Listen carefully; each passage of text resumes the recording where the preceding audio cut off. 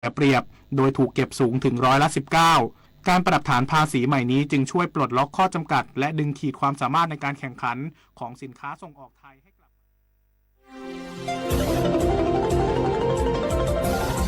วิทยุแห่งประเทศไทยให้ความรู้คู่ความสุข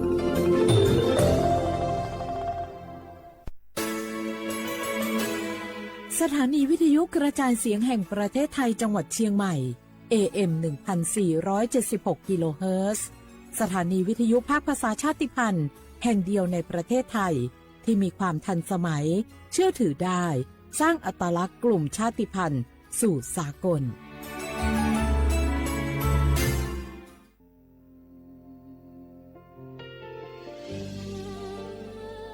พระเสด็จสู่แดนสวงไทยทั้งปวงน้อมสำนึกในพระมหากรุณาธิคุณตราบนิรันดร์ข้าพระพุทธเจ้าข้าราชการและเจ้าหน้าที่สถานีวิทยุกระจายเสียงแห่งประเทศไทยจังหวัดเชียงใหม่กรมประชาสัมพันธ์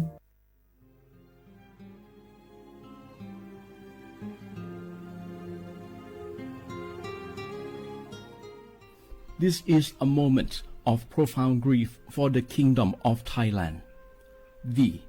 the collective voices of Radio Thailand Chiang Mai, join the Thai nation in mourning the passing of our beloved Queen Martha, Her Majesty Queen Sirikit. Her life was a testament to the unwavering service, grace, and deep love for the Thai people. Our humble condolences and thoughts are with His Majesty the King, the royal family, and all the Thai people during this deeply sorrowful time.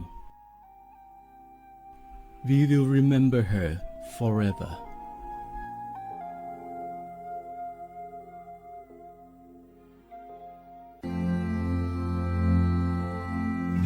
รากฐานสังคมไทยตั้งแต่อดีตจนถึงปัจจุบัน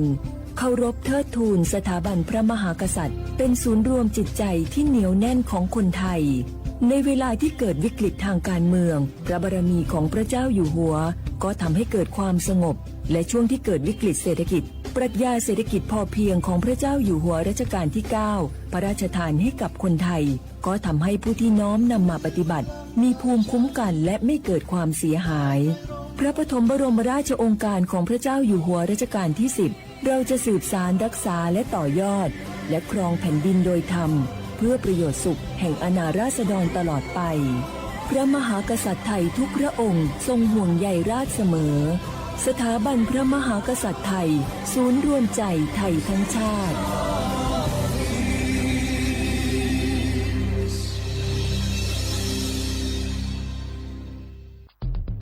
แค่3 ปีความเสียหายจากอาชญากรรมไซเบอร์ของคนไทยพุ่งทะลุถึง 94,000 ล้านบาทหรือเฉลี่ยปีละ 30,000 ล้านบาททุก1 ชั่วโมงเราเสียเงินกว่า 3.4 ล้านบาทให้กับมิจฉาชีพออนไลน์โจรไม่เห็นใจคนอาชีพไหนอายุเท่าไหร่สถานะทางการเงินแบบใดหมอพ่อค้านักธุรกิจนักเรียนแม่บ้านข้าราชการเกษียณทุกคนตกเป็นเหยื่อได้เสมอและวันหนึ่งอาจเป็นคุณหรือคนที่คุณรักเพราะจุดอ่อนร่วมของเหยื่อคือความเร่งรีบขาดสติหรือแม้แต่บางครั้งก็เกิดความโลภจนเกินไปอย่าปล่อยให้การกดคลิกเดียวลิงก์เดียวทำให้โจรยิ้มกว้างวันนี้ถึงเวลาแล้วที่คนไทยทุกคนจะต้องร่วมมือกันสร้างภูมิคุ้มกันอาชญากรรมไซเบอร์ช่วยกันหยุดก่อนที่ภัยไซเบอร์จะทำให้คนที่คุณรักและตัวคุณเองกลายเป็นเหยื่อ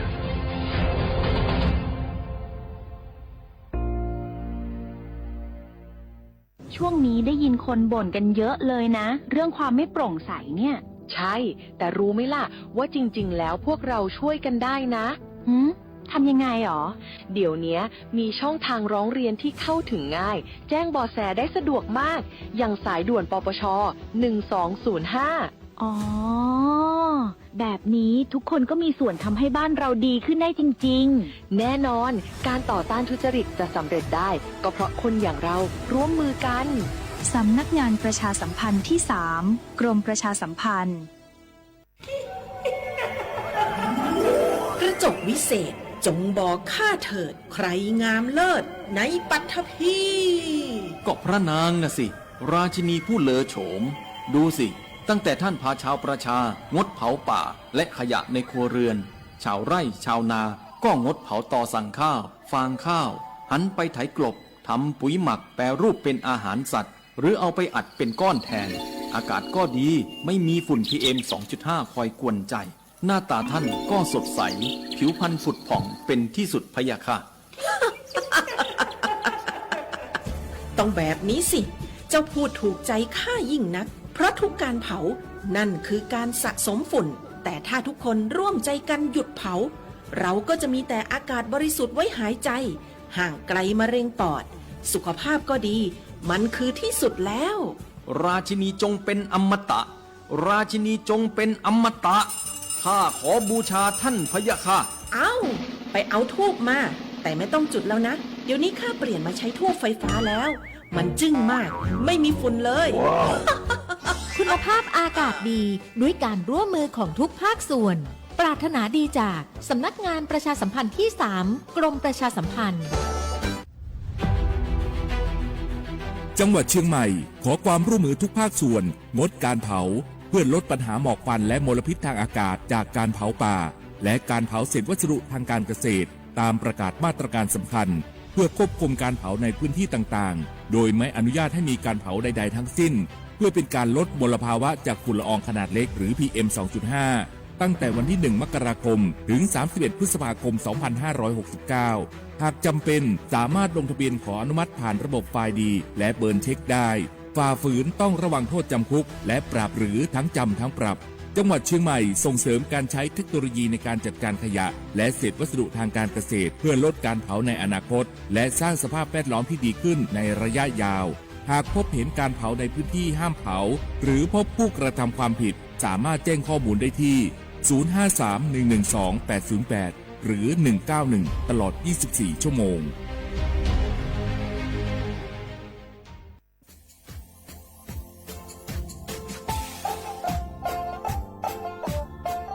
น่ารักมาปีมาซึ่งจีนชมังโงมันยาคณะรัฐมนตรีไงมีมติยากกว่าอยู่หัวระมองเมื่อเหือนยากุลาซื้อหาหนีซื้อกุยังไงยิ่งโขยิ่งตัวงยาสดซื้อฉีกว่ายาใบระมองเมื่อเหือแก้ไขปัญหาไงสถานะอาทิตย์ยังเหือสัญชาติไงเอาท่านเป็นคนเนี่ยว่าจะส่งไงอธิบายยากฎหมายถือว่าใบระมองเมื่อเหือไงมาตราที่17ไงแห่งพระราชบัญญัติคนเข้าเมืองไงพอสองมันอยากให้คนอยากให้หนีตัวอยากหนีซึ่งหนีกวางกันเท่าว่าถ้ามีคนเนี่ยว่าดูแลโซอาทิตย์เนี่ยคือมันจะจางงูเป็นยังไงอาทิตย์เนี่ยว่ามีทะเบียนประวัติเธอถูกต้องอยู่ไงอาทิตย์แบบว่าสามารถยื่นขอสถานะไงคนต่างด้าวเข้าเมืองโดยชอบด้วยกฎหมายที่ดียินหน้าบุตรงาอาทิตย์ทยากฎหมายถือว่าบรรดามันเป็นไงมาตราที่7ทวีไงแห่งพระราชบัญญัติไงสัญชาติยึดขวงงไปเฮอพศยังไง2508ไงเอาถ้ามีคนได้ว่าเฮอตาซุงโงไม่ยังไงอาทิตย์นี้เฮออาบามันก็จะเฮออามาไงเอาว่าอยู่ในทะเบียนประวัติบุคคลไงอาทิตย์แบบว่าไม่มีสถานะทางทะเบียนมาจุบเฮอสามารถยื่นขอสัญชาติไทยที่กรุงเทพมหานครไงยื่นที่สำนักบริหารการทะเบียนกรมการปกครองไงอาทิตย์แบบว่าส่วนต่างจังหวัดจะจุบเฮอว่ายื่นต่อในอำเภอตานภูมิลำเนาไงปีขวานวแล้วก็จะบอกว่าอำเภอยี่ที่ยื้อชองไงยื้อเวลาโง่ไม่ยากว่าเวลาใช้กันยาขนาดถิ่นยาขวานยี่หนักกว่านี้สิไงอันนี้แบบนี่มีกับพวกขวานยี่ที่น่าเหี้ยโชฮายี่จื้อกูยังไงยุคโคยี่ตัวเหี้ยโชจื้อกูกว่าเสือทีนี้ยื้อชองง่ายทำไมปีมาซึ่งจุดเช้าว่าชาวข้าได้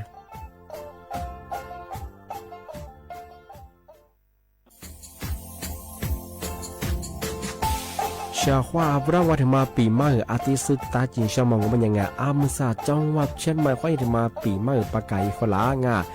ที่5ที่นี่ก็พวกไฟยิงว่า5 3ที่นี่สังเกตคนอยู่ตรงนี้โฉดซึก กูขวางมาคืออาตุถัดชูดอกกาปากกาเมียมเดสพิอาลุมีโดขยันรัวจุดดอกสัตว์ความแบบดิต้มแบงอาตุถัดชูบรังอาทิยาวพื้นที่หรือตัวจางงูเป็นยังก็ยาระบบไฟดีข้อนี้มาอนุญาตอยู่ไม่เหรอมาคืออาตุถัดชูดอกอาทิยาปีความวัดตุสองงูเป็นยังฝ่าฝืนยังคือกลุ่มหมายละชัวยาชัวยาจอดอกอาทิบ้างงูเป็นยังมาอาตุชัวอาตุเบียพมองงูเป็นยังอาวุธโทแจ้งศูนย์อำนวยการแก้ไขปัญหาหมอกควานอาทิยาคือฝุ่นละอองมาคือจังหวัดเชียงใหม่ยี่เบอร์โทรงูเป็นยัง053อาทิตย์112808วิธีมาโงบัญญาสำนักงานประชาสัมพันธ์จังหวัดเชียงใหม่ก็ดีปีมากทีเดียวประกาศฝรั่งอันนี้ประกาศมาก็ตะวันเลยจะหลับฝรั่ง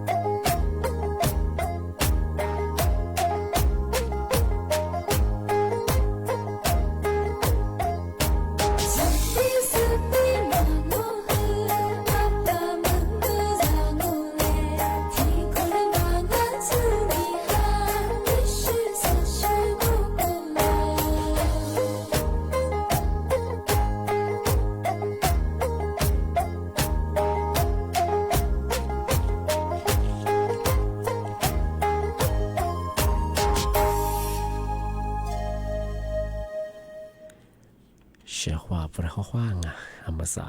หนีโมควาหนีสามโมอาวลิสุงโดดสุดว่าไปเรางะอาวลิสุงประกาศก็ประทาจิ้มหมายงะสถานีวิทยุกระจายเสียงแห่งประเทศไทยจังหวัดใช่ไหมวะดูจ้างะวิทยุยังไงยี่ระบบเนี่ยคือ AM อาจจะไปยี่ครึ่งความเที่ยงเบอร์ที่ตัวลี่เฮียชิดสุดวะจูเนี่ยคือดุละที่นี่ถ้าววิทยุเลยมังงะถ้าวไลฟ์สดมาคือไงยี่เพย์เบอร์สวทเช็ดใหม่ไง AM 1476กิโลเฮิรตซ์ไลฟ์สดยังไงเอาลิซุงด้วยมองมันยังไงมาเฮที่ยังมาเฮหนีขวาด้วยไงแน่ที่ขวาแน่ไปยี่เวลายังชมโมควานี่จิมโมที่มุลบะเฮหนีโมควานี่สามโมงนาทีเนี่ยควานี่นานเนี่ยซะที่ยังมาเฮหนีเวลาหนีขวาที่ตัวจ้างอ่ะนี่เมที่ยังงอมันยังไงเอาลิซูบาเบอร์ที่หาเชียนี่ไม่ถึงยังมาเฮนี่จะสานี่ไงอาทิตย์นี้คือนี่ไม่ถึงยังมาเฮลูนี่ยี่โคนี่ตัวนี่จะโชโคอาทิตย์เป็นยาวไทยบาเบอร์นี่ห้านี่จะสานี่ไงนี่ไม่ถึงยังมาเฮนาทีไงวันจันทร์ที่23ไงเดือนกุมภาไงพศเบอร์2568ที่คมหางงไงข้าวเชื่อข้อถ้าวิทยุนาจะสไลฟ์สดที่สุดเหอขวางงะที่นี่งานนี่มีทีมมือคือ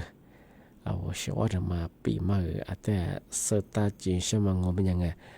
มาสาริยากลงอุตุนิยมวิทยาไงที่มือแต่ปวกกูนิสูแต่นิสูไงยาคือ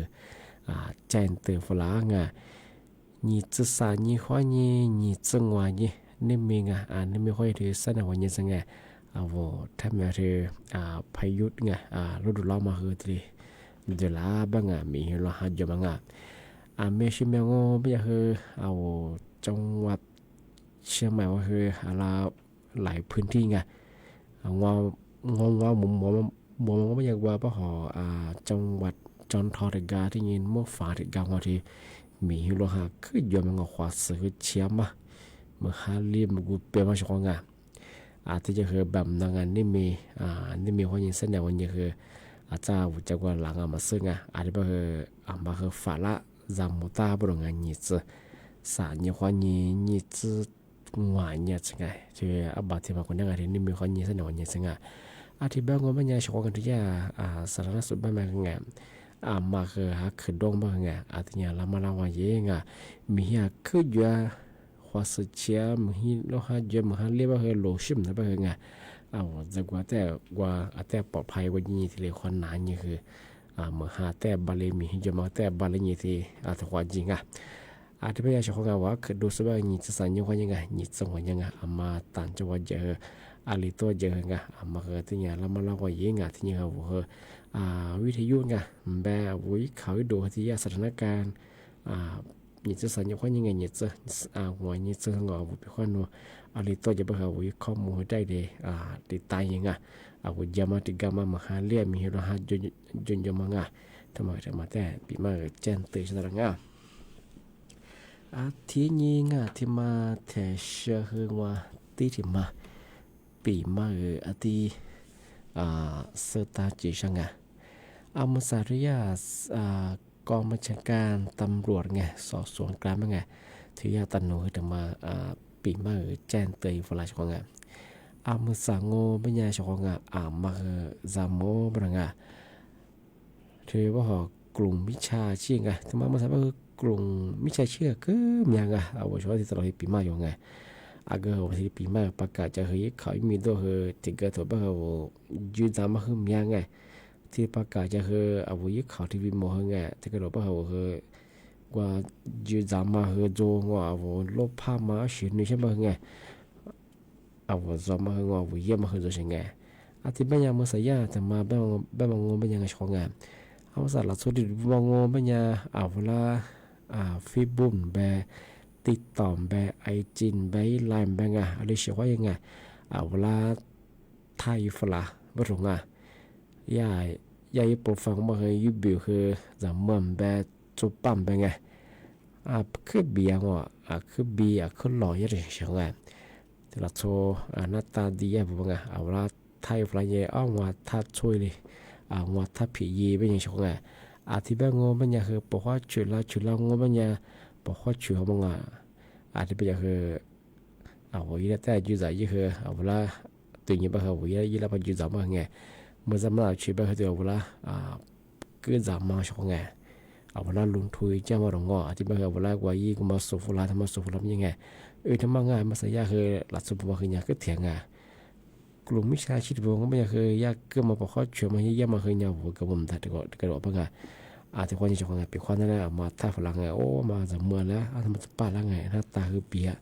หน้าตาคือหล่อเยี่ยมผิวเนี่ยคือเบียเป็นยังไงเขาบอกเขาช่วยมาช่วยไงมาแต่ยังเมียนี่ไม่ถือผมมาคือเวลาท่าฝรั่งยังว่าไทยช่วยงานเป็นยังไงที่แบบวันนี้ชิมเขาบอกไงแบบบอกว่านี่ติดเคยช่วยสักเล็กของเขาแบบช่วยเราไงกันยังแบบว่าที่ช่วยเขาแบบเดียว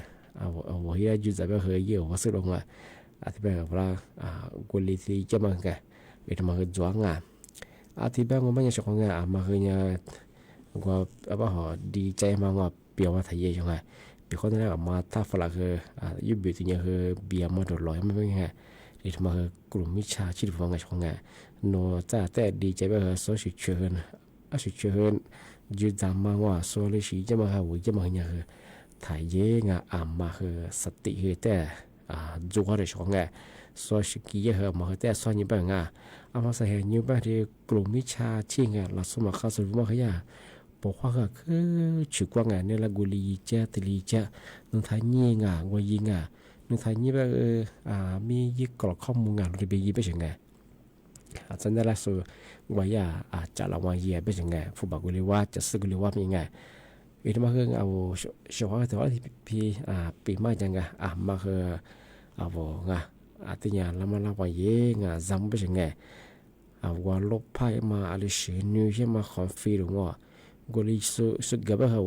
กุลียี่มาก็ตัวยังไงยี่มาที่มาคือมาที่เด็กจิมยังไงไม่อยากคือสนักงานที่สอบสวนกลางตันหนูที่ได้แจ้งตื่นฝรั่งมาคือจำหมดช่วงเป็นคนที่เรามาท่าฝรั่งอย่างคือว่าไทยช่วยงานว่าทุผีเป็นไงอะไรแบบอย่าไว้ใช้แต่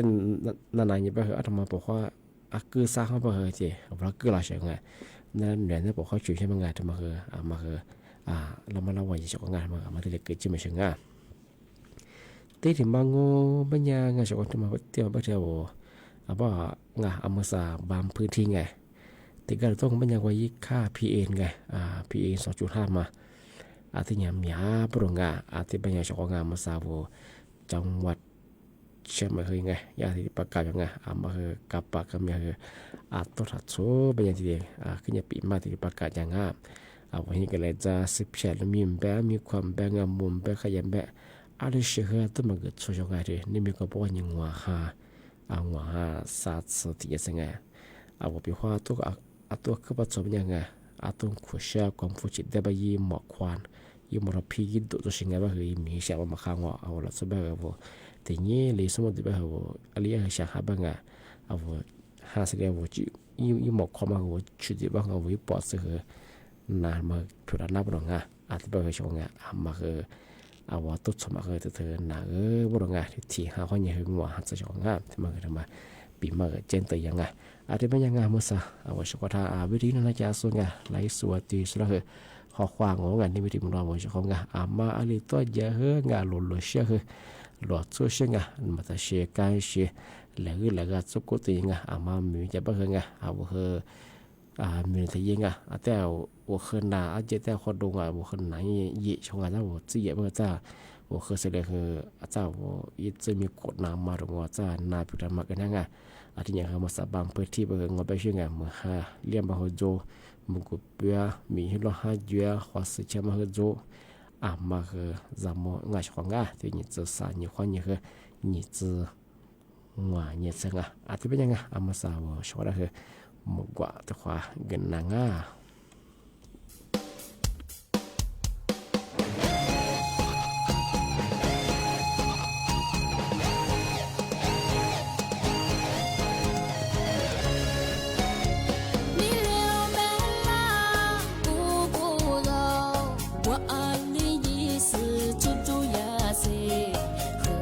吃吃啊，我的马的歌，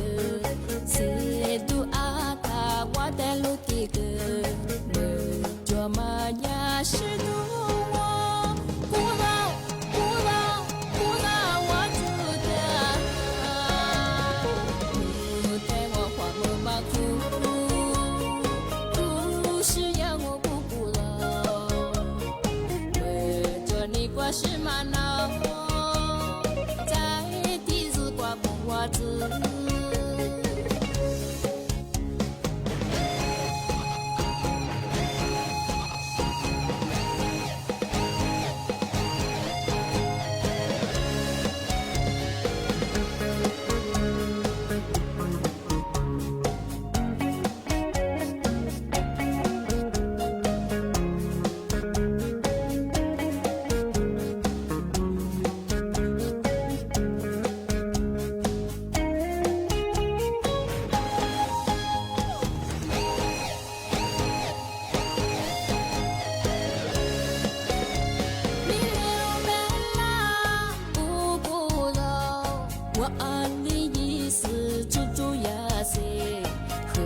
吃吃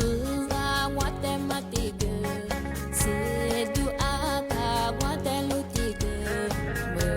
做嘛呀是杜我，古老古老古老我住的，不带我花木马哭，故事让我不古老，为着你挂是玛瑙。袜子，带我花木马哭，故事让我不古老，为着你挂是玛瑙，在地子挂木袜子。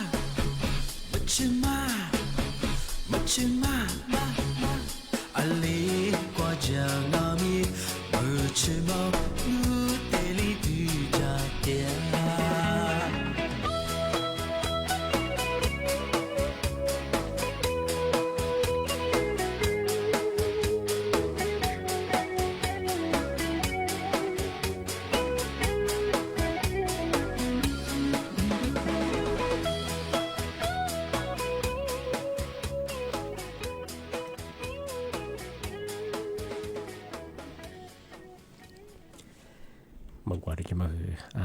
mình chỉ mà mừng qua rồi cho con nga thì bé nhà cho con nga thằng mà để chơi ngoài thằng mà bị mà chen từอย่างอาที่เกิดว่ามีเดียงมาซึ่งมาใส่สำนักงานประกันสังคมงานที่ว่าผู้ประกันตรงมาตราสัตว์สร้างยูสุงานที่ประกันสังคมดูแลสุขภาพงานที่มาสาสีที่คนงานยิ่งคนยิ่งตัวงานสดสื่อกูก็งานประกันสังคมยูสุเป็นข้อโน้โรงพยาบาลงานในสิ่งจางใช่ป่ะจางนางโง่บางงานด้วยยายจางมาอยู่เวลาบางกำบางงานด้วยสร้างสัตว์สิ่งอย่างสิ่งที่คนยิ่งตัวงานสดสื่อกูก็สังเกตที่เป็นเฉพาะกุลาโนคุยอย่างมาจะบางยื้อเสลมังก็เชื่อที่ก็มาสอดดูเยบางงานโนคุยอย่างยุติกาจานยิ่งเชื่อบางจานางงที่ปัญญาบุพจางของมันยังมายาว่าช่องทัดจังว่าการที่จานหน้าของงานโนอัลมาสะดวกบางมันยี่ชงยูที่บางคนมาเที่ยวยี่ไลน์ไลน์ออฟเที่ยวสำนักงานประกันสังคมถ้าคนยิ่งแจ้งเรื่องยิ่งน่าว่ายิ่งมาถึงกลางมันยังเที่ยวว่ายี่แอปพลิเคชันยิ่งมีเงินมันยังคือ SSO Plus บางถ้าว่ามันยังคือยี่แอปที่สำนักงานประกันสังคมมันดาวน์โหลดยิ่งสามารถทำเรื่องย้ายเอาดาวที่ดีก็ดูว่าดียิ่งน่าสาการติดกังวลปัญญามังชื่อเที่ยวว่าเว็บไซต์สำนักงานประกันสังคมเดี๋ยวยืมทำเรื่องดีใจใหญ่นั่งลีกการกับเที่ยวว่ายี่แอปทานรับถ้าเคยที่ดีสามารถทำเรื่องย้ายสถานพยาบาลนี้นั่นตรงกันว่าการติดกังวลปัญญามังชื่อก็ดูว่ายืมแบบฟองว่าสำนักงานประกันสังคมดีเลยยี่ยายน่าเป็นยังไงมาสำนักงานประกันสังคมที่แต่ละจังหวัดตัวยังไงนุคนหนึ่งที่ที่ทำเรื่องนี้ยายน่าบางที่แบงค์มันยังชงที่ประกันสังคมที่สังมาตาสัตว์กุงที่สิ่งที่ควรโรงพยาบาลในสิ่งที่จ่ายใช่ป่ะไง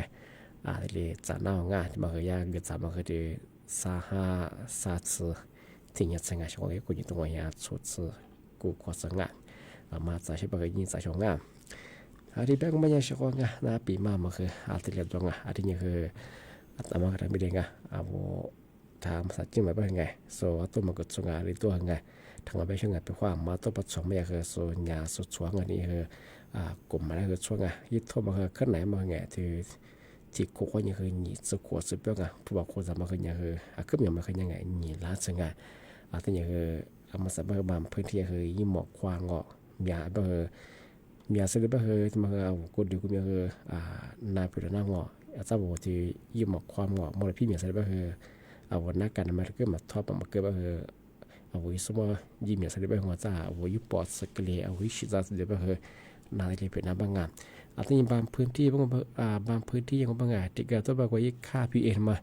ก็พยายามไม่ยังนักการมาแต่ขอเกิดขอทอดเรื่องว่าสมมติอย่างบางอาจจะยังเดียวจันเนี่ยแบบสมมติแปะมาดูที่ว่าวิชิตเนี่ยมาค่าสู้นับเพียงให้มีตัวสุบางก็เดี๋ยวมีร่างกายก็มาแข็งแล้วสมมติก็ยังถ่ายจีบบ้างสมมติก็จังมาเคยมีความเสียสละยังไงปีควายหมอกความมาก็มีก็เดี๋ยวนาเปลือกนั่งมาถึงมาเจอตัวช่องที่นี่คือมันไม่เชื่อที่นี่มีก็เคยยิงสื่อสารนี่มีคนยังคือวันยังซึ่งถ้าเป็นไงบางพื้นที่คือมีราคาจะมาคือจวงมาฮันเลี้ยมาจวงบางมาเกิดดูสบายมากันเนี่ยเรามาละวันอย่างชงอาจจะเป็นยังเสนอในสมมติว่านี่จีมัวความมูลกว่างนี่มีรายการลิสุงประกาศกุบราจิมใหม่สวท